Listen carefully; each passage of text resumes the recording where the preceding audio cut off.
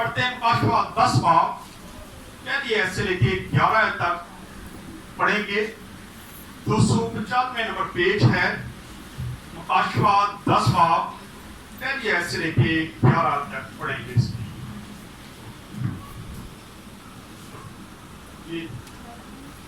پھر میں نے ایک اور زوراور فرشتہ کو بادل اڑے ہوئے آسمان سے اترتے دیکھا. اس کے سر پر دھنک تھی اور اس کا چہرہ آفتاب کی مانند تھا اور اس کے پاؤں آگ کے ستونوں کی مانند اور اس کے ہاتھ میں ایک چھوٹی سی کھلی ہوئی کتاب تھی. اس نے اپنا دائنا پاؤں اس سمندر پر رکھا اور بایاں خشکی پر اور ایسی بڑی آواز سے چلایا جیسے ببر دھاڑتا ہے.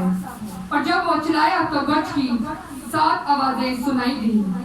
اور جب گرج کی 7 آوازیں سنائی دے چکی تو میں نے لکھنے کا ارادہ کیا اور آسمان پر سے یہ آواز آتی سنی کہ جو باتیں گرج کی ان 7 آوازوں سے سنی ہیں ان کو پوشیدہ رکھ اور تحریر نہ کر.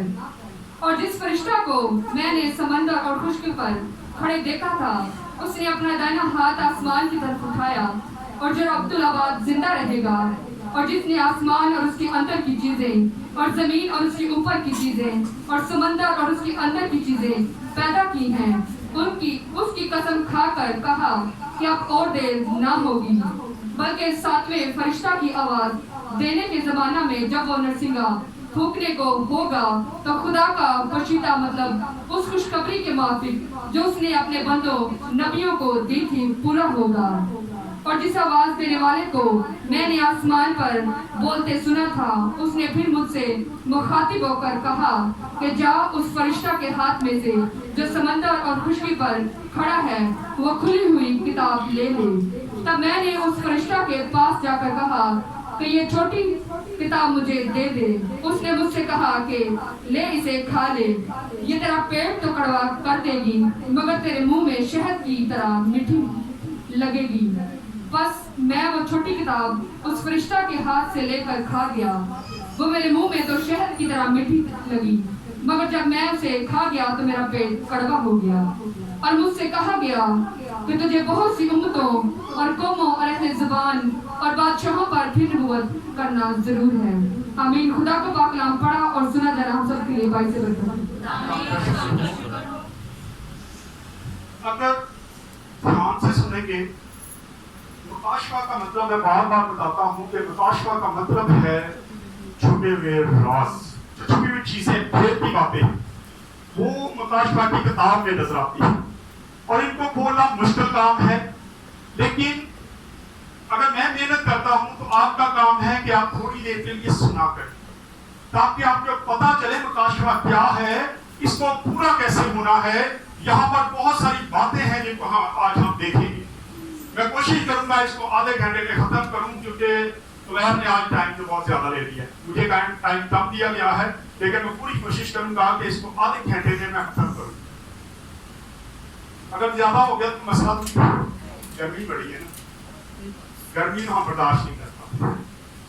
شادیاں دے بہناں نے ایڈے بھارے سوٹ پائے ہوئے نا, گرمی الٹا کام ہے بہنوں کا. ساری کرنا دیکھو ذرا کیا ہوتا ہے. بہنیں گرمیوں میں موٹے کپڑے پہن کے کوشش کریں کہ چلے شلے والے یہ وہ گرمی سے جائے جان نکل جائے, اور سردیوں میں کوئی کپڑے پہنے ہوتے ہیں اور پھر بعد میں تھوڑی دیر کے بعد چین میں موٹیاں ہی ہوتی ہیں. لیکن خدا کے گھر میں آ کے ہم برداشت نہیں کرتے. ہمیں چاہیے کہ جب خدا کے گھر میں آتے تو ساری چیزوں کو پیچھے چھوڑ دیا.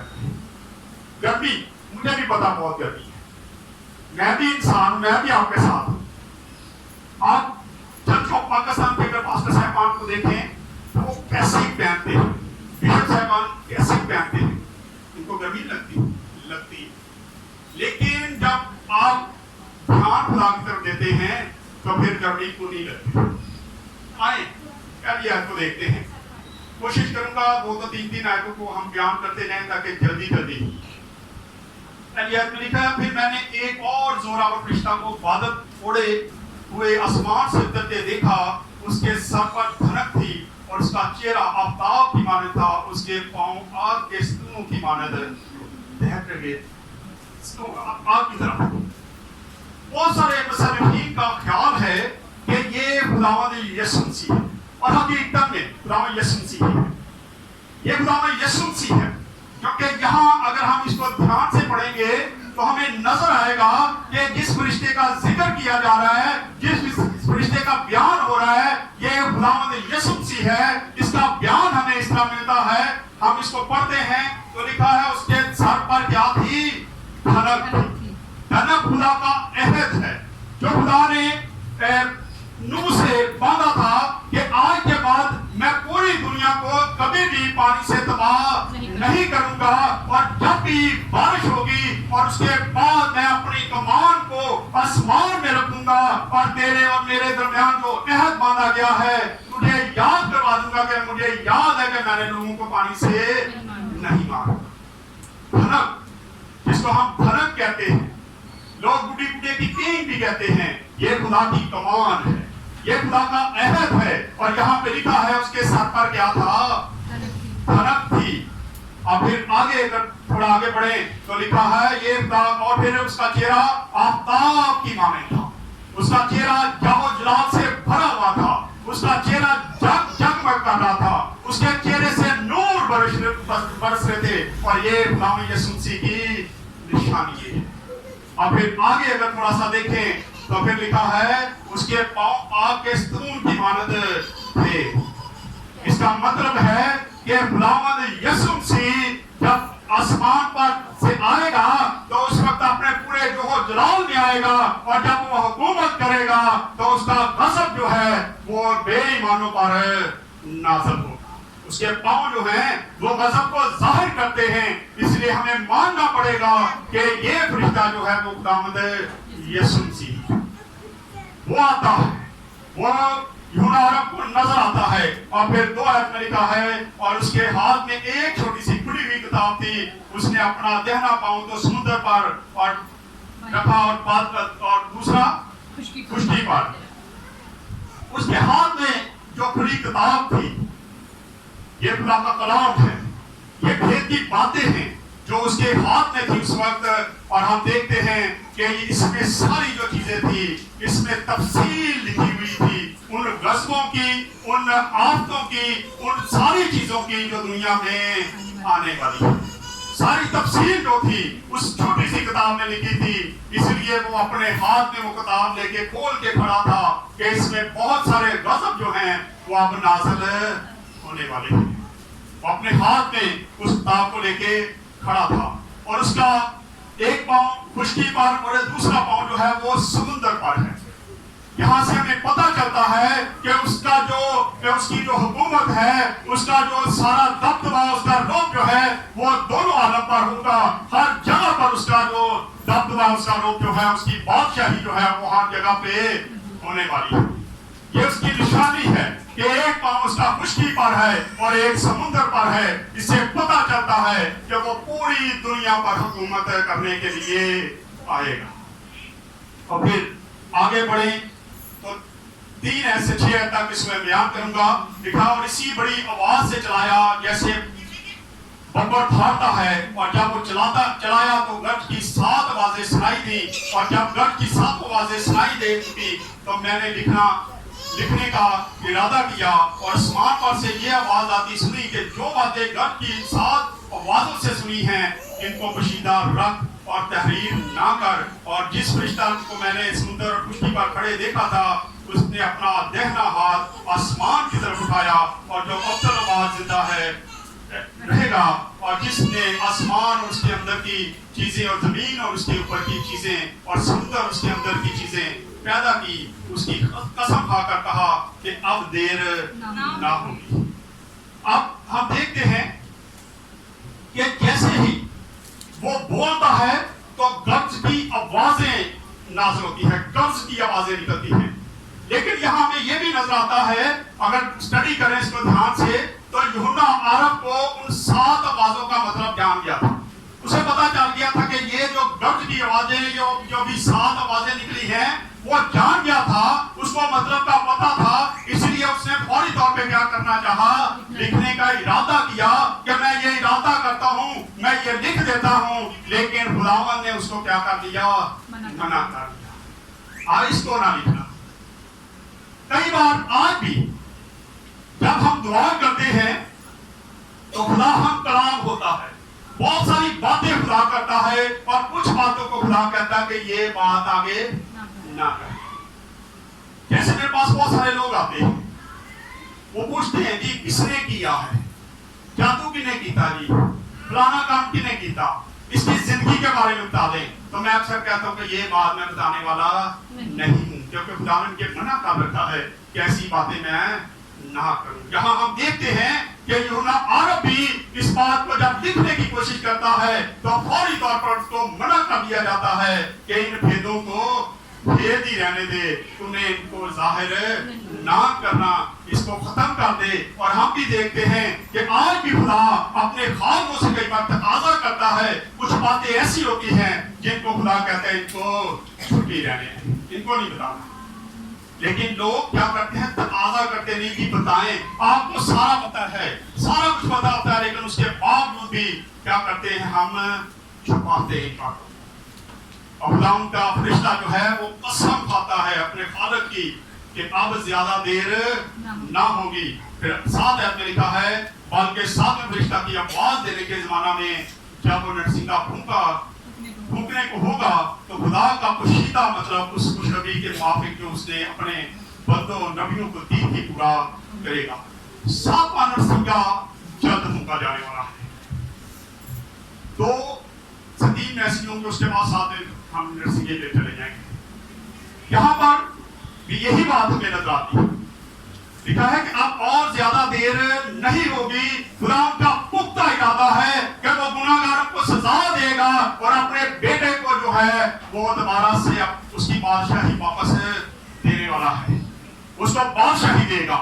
और ये उसका पुख्ता इरादा है, इसलिए वो बताता है कि अब ज्यादा देर नहीं होगी, इसलिए अब वक्त है कि हम अपने गुनाहों से तौबा करें। अगर तौबा नहीं करेंगे तो फिर जान जाएं कि उसका गजब जो है वो नाज़िल होने वाला है, उसके गजब नाज़िल होने वाले हैं। इसीलिए वो कहता है कि अपने तू क्या करा, देर नहीं होगी। और फिर 8 और 9 आयत में लिखा है, और जिस आवाज देने वाले को मैंने आसमान पर बोलते सुना था, उसने फिर मुझसे मुखातब होकर कहा कि जा उस फरिश्ता के हाथ में से जो समुद्र और खुशी पर खड़ा है खुली हुई किताब ले ले। तब मैंने उस फरिश्ता के पास जाकर कहा कि ये छोटी किताब मुझे दे दे। उसने मुझसे कहा कि ले, इसे खा ले, ये तेरा पेट को कड़वा कर देगी मगर तेरे मुंह को शहद की तरह मीठा। अब यूहन्ना उसके पास जाता है और उसको कहता है कि ये जो किताब तेरे हाथ में है ये क्या कर मुझे दे दे। और फरिश्ता उसको दे देता है और साथ ही से क्या कहता है, इसको क्या कर खा ले। कितने लोग बाइबल खाते हैं? हाथ खड़ा करें जो लोग बाइबल खाते हैं, हाथ खड़ा करें। कोई भी नहीं खाता, कोई भी नहीं खाता। मैं खाता। बाइबल कैसे खाते हैं? जब हम पढ़ते हैं, उसको दिल में रखते हैं, उसको स्टडी करते हैं, तो फिर क्या हम बाइबल को खाते हैं? यहाँ उसका मकसद यही था कि ये किताब ले ले, इसको पढ़ ले, इसको खा ले, ये तेरे मुंह को तो मीठा कर देगी, लेकिन जब तेरे पेट में जाएगा तो इसको तेरे कड़क पेट को क्या कर देगी? कड़वा कर देगी। और आज हमारी हालत ऐसी ही है, बहुत सारे लोगों की हालत ऐसी है, मीठा मीठा पढ़ते हैं, कलाम को जब पढ़ते मीठा मीठा पढ़ते हैं और जब पढ़ते जाते हैं बड़ा मजा आता है। जब लिखा जाता मैं तुझे शफा दूंगा, मैं तेरा शाफी हूँ, मैं तेरा मुहाफिज हूँ, मैं तुझे गिरने, बड़ी मजे से हम पढ़ते हैं। लेकिन जिथे कोई शब्द गाता है साडा पेट कड़वा, पेट कड़वा हो जाता है। कड़वा कैसे होता है? जब हम ये पढ़ते हैं कि गुनाहगारों को सजा मिलने वाली है, जो ज़िनाकार हैं उनको सजा मिलने वाली है, बुत परस्तों को सजा मिलने वाली है, जादूगरों को सजा मिलने वाली है, इससे क्या होता है? सारा कुछ कड़वा होता है। ये कड़वी बातें हैं और इनको हम सीखना भी पसंद नहीं करते। पास्टर थोड़ा सख्त कलाम दे दे तो हम उस पास्टर को चेंज करने की कोशिश करते हैं, हम उस चर्च को चेंज करने की कोशिश करते हैं। नहीं, ये पादरी बड़ा सख्त कलाम सुनाता है, लेकिन पुरुष रसूल कहता है कि वक्त के लिहाज से तो तुम्हें उस्ताद होना चाहिए था, लेकिन अब भी इस बात की हालत है कि कोई इब्तदाई बातें तुम्हें आके सिखाए।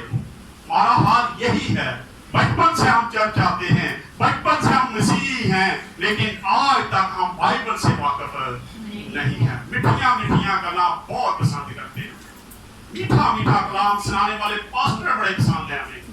जो पास्टर ज्यादा मीठा कलाम सुनाते हैं वो बड़ा मजा आता है उनको लोग, लेकिन जहाँ थोड़ी सख्त बातें हो जाती हैं लोग चर्च को भी छोड़ देते हैं। लेकिन यहाँ पे हम देखते हैं इस बात का मतलब हमें नजर आता है, यूहन्ना से कहा जाता है कि इसे खा ले, ये तेरा मुंह तो मीठा कर देगा लेकिन तेरा पेट जो है वो इससे कड़वा हो जाएगा। अगर आप कलाम को सही तरीके से पढ़ेंगे, खा लेंगे, वो आपका मुंह तो मीठा करेगा लेकिन आपके पेट में जाके कड़वाहट की तरह लगेगा। आपको अपनी जिंदगी पर नजर आना शुरू होगा, आपकी जिंदगी पर जो गुनाह है, आपकी जिंदगी में जो गुनाह है वो आपको नजर आना शुरू होंगे, तो वहां से वो कड़वाहट को क्या करता है, बयान करता है। कड़वाहट आनी शुरू, मैं झूठ बोलना कि हिम्मत पता है, लेकिन जब मैं पढ़ता हूँ तो मेरा पेट कड़वा होता है। यार मैं किसी को नहीं पता, लेकिन मैं झूठ से बोलना, मैं चोरी तो करता हूँ, मैं गलत काम तो करता हूँ। ये सारी बातें खुदा का कलाम जब हम पढ़ते हैं तो वो हमें बता देता है कि वो हमारे पेट में जाके क्या करता है, कड़वाहट को खोल देता है, कड़वाहट लगता है। इसलिए जरूरत है कि हम खुदा के कलाम को मीठा मीठा ना समझे, ये बड़ा कड़वा है। सच हमेशा क्या होता है, अक्सर मैं मिसाल लोग देते हैं कि जी मैं तो सच्ची गल करना भावें किसी को बुरी लगे, किसी को कड़वी लगे, और हकीकत में ये होना चाहिए। खुदा का कलाम भी ऐसा ही है, खुदा का कलाम बयान करते हुए ऐसे तरीके से बयान करें जो इसकी सच्चाइयां हैं वो सीधे तरीके से बताएं, ताकि लोगों को अगर कड़वा भी लगता है तो लगने दें। लेकिन आप अपने तरीके से जो खुदा को दे देता है वो आगे बयान ना सकते।